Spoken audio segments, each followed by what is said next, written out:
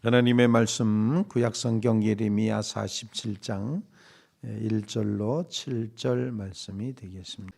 바로가 가사를 치기 전에 블레셋 사람에 대하여 선지자 예레미야에게 임한 여호와의 말씀이라. 여호와께서 이와 같이 말씀하시되 보라, 물이 북쪽에서 일어나 물결치는 시내를 이루어 그 땅과 그 중에 있는 모든 것과 그 성읍과 거기에 사는 사람들을 휩쓸리니 사람들이 부르짖으며 그 땅 모든 주민이 울부짖으리라. 군마의 발굽 소리와 달리는 병거 바퀴가 진동하는 소리 때문에 아버지의 손맥이 풀려서 자기의 자녀를 돌보지 못하리니 이는 블레셋 사람을 유린하시며 두로와 시돈에 남아있는 바 도와줄 자를 다 끊어버리시는 날이 올 것임이라. 여호와께서 갑돌 섬에 남아있는 블레셋 사람을 유린하시니라. 가사는 대머리가 되었고 아스글론과 그들에게 남아있는 평지가 잠잠하게 되었나니 내가 내 몸 배기를 어느 때까지 하겠느냐. 우호라, 여호와의 칼이여, 내가 언제까지 쉬지 않겠느냐. 내 칼집에 들어가서 가만히 쉴지어다. 다 같이 여호와께서 이를 명령하셨은즉 어떻게 잠잠하며 쉬겠느냐. 아스글론과 해변을 치려하여 그가 정하셨느니라 하니라. 아멘. 오늘 47장 말씀은 열방에 대한 하나님의 심판을 말씀하시는 두 번째 블레셋에 대한, 앞서는 애굽에 대해서 말씀하셨고 이번에는 블레셋에 대해서 말씀을 하고 있습니다. 블레셋 사는 사람들을 휩쓸어 버리겠다 말씀하고 유린하시리라 이렇게 표현함으로써 하나님께서 블레셋에 대한 심판을 예고하고 있습니다. 블레셋이라고 알려져 있는 이 사람들은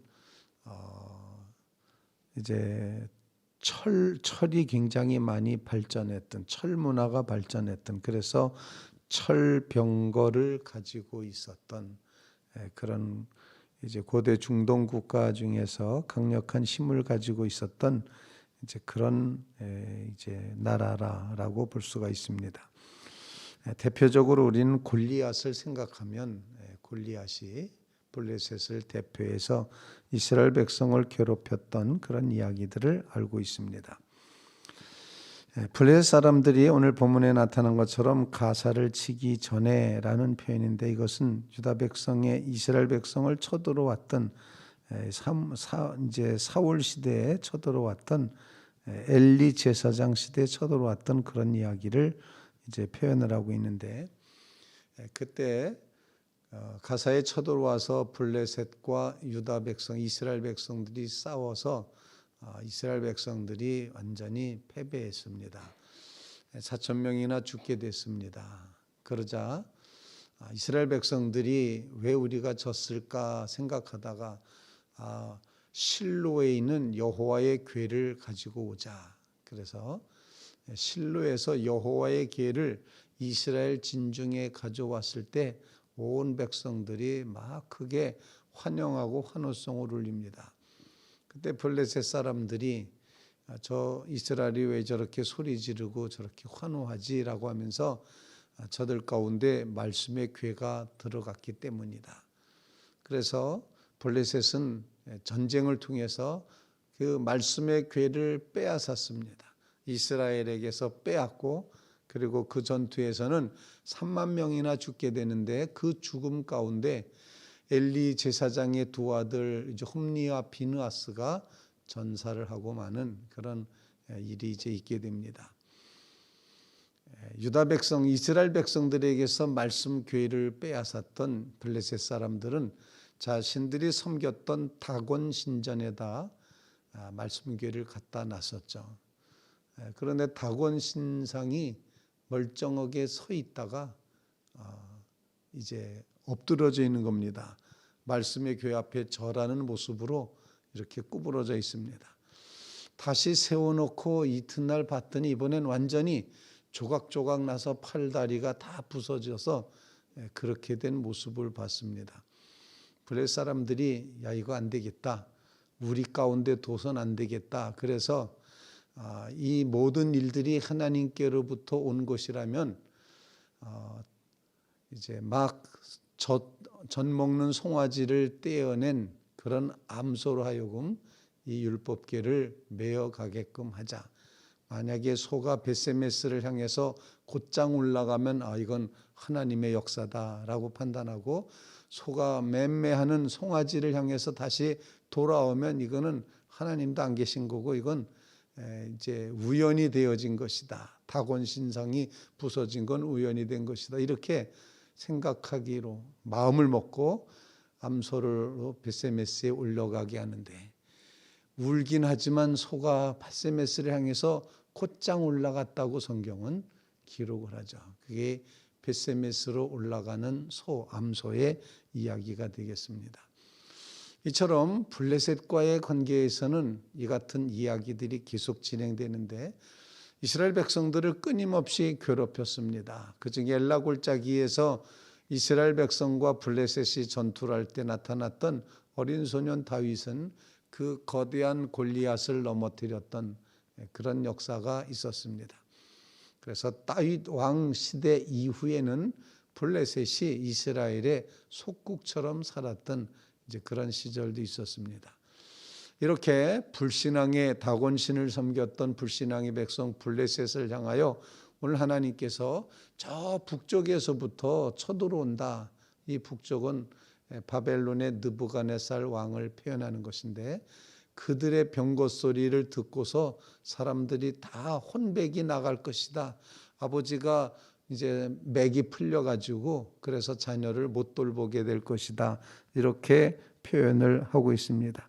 그러면서 4절 말씀, 블레셋 사람을 유린하시며, 이렇게 4절에 표현합니다. 하나님께서 블레셋을 심판하시겠다라고 말씀하십니다.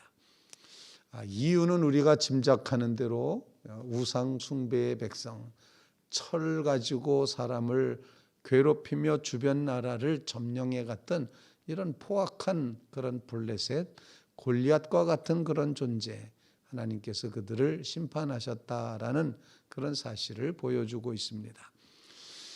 우리는 이 말씀을 통해서 하나님의 심판은 이렇게 불신앙의 백성에게도 하나님의 심판은 이루어진다.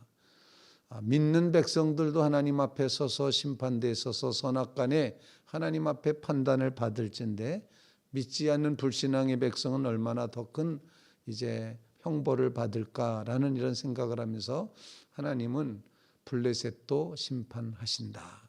이 말씀을 기억하면서 하나님께서는 하나님을 섬기지 않는 모든 것에 대해서 하나님은 심판의 칼을 들고 계신다.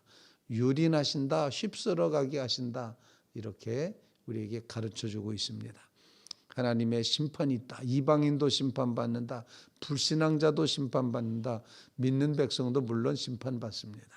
바로 이와 같은 심판의 하나님이 계심을 우리에게 가르쳐주고 있습니다. 심판의 하나님 앞에 어떻게 설는지를 우리는 하나님의 심판대가 있다는 사실을 늘 의식하며 두려운 마음으로, 거룩한 마음으로, 성결한 마음으로 살아가야 될 줄로 믿습니다. 두 번째로 오늘 본문 말씀에 보면 4절 말씀에 두로와 시돈에 남아있는 바 도울 자를 다 끊어버리시는 날이 올 것임이라. 이 블레셋을 도왔던 두 나라가 있습니다. 두로와 시돈이었습니다. 항구 도시로 되어 있는 이것들은 아주 굉장히 무역이 성했고 힘이 있었던 그런 이제 지역이었는데, 블레셋을 늘 도와줬습니다. 그래서 여기도 보면은 도와줄 자를 다 끊어버리신다. 그러니까 도와줄 자가 없다는 겁니다. 세상적인 것을 의지해서 하나님의 심판을 피할 길이 없다. 하나님을 대적할 수가 없다라는 이제 그런 표현을 오늘 본문에서 하고 있습니다. 사람들은 어려운 일을 만날 때, 전쟁을 만날 때 누가 날 도울고 누가 나를 도와줄까, 그래서 이제 이 땅에서 동맹을 찾습니다. 그래서 뭐 영원한 적도 없고 영원한 아군도 없다, 뭐 이런 이야기를 하게 되는데, 한때는 어디랑 친했다, 한때랑 또 어디랑 친하고 이렇게 하면서 자기가 살기 위해서 이렇게 몸부림치는 모습이 인류 역사에 끊임없이 있어 왔습니다. 그런데 오늘 본문은 세상적인 도움의 나라들은 쓸데없다. 하나님이 도움이시다.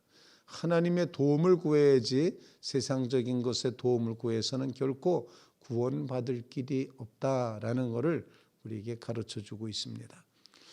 우리는 이 땅에 있는 두로와 시돈을 의지할 필요가 없다는 것입니다. 오직 하나님을 의지해야 된다는 사실을 오늘 본문이 강력하게 가르쳐주고 있습니다. 만약에 블레셋도 회개하고 하나님을 의지하는 여호와 신앙을 가졌다면 그 백성도 하나님의 축복의 자리에 섰을 것이다 생각을 합니다.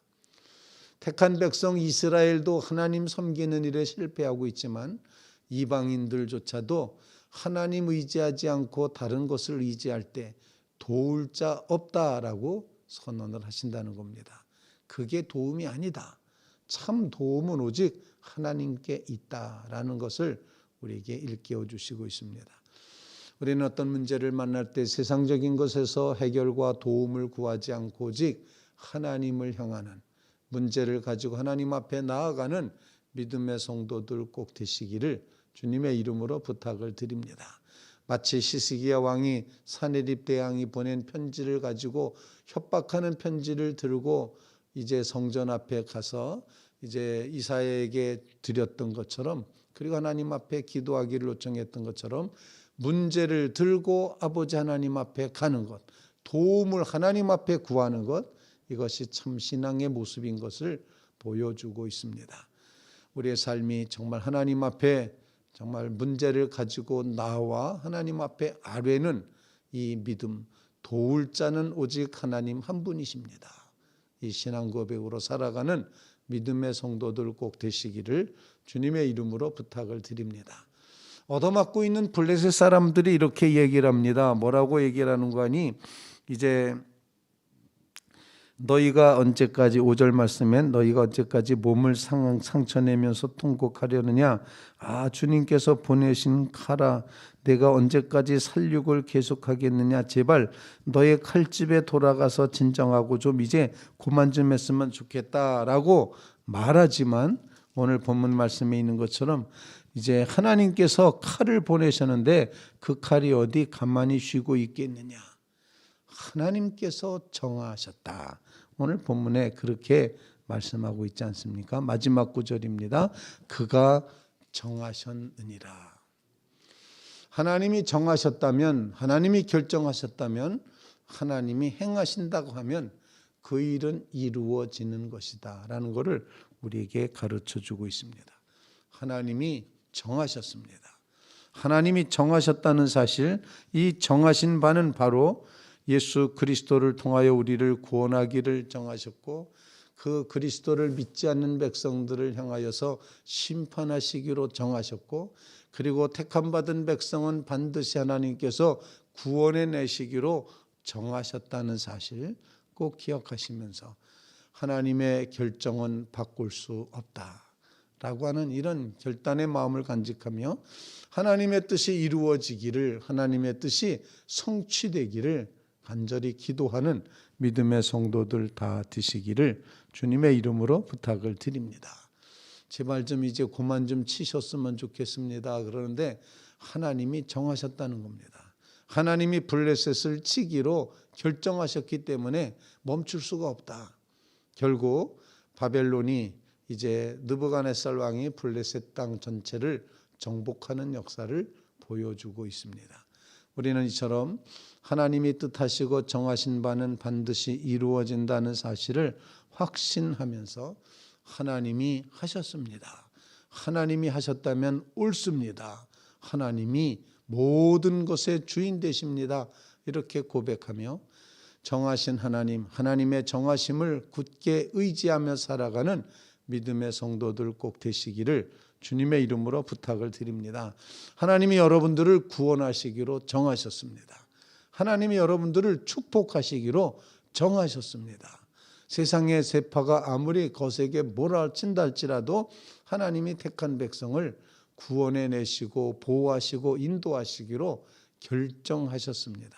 하나님이 정하셨다는 사실을 굳게 믿고 의지하며 마음 가운데 참된 평안과 안식을 경험하는 주의 성도들 다 되시기를 주님의 이름으로 부탁을 드립니다.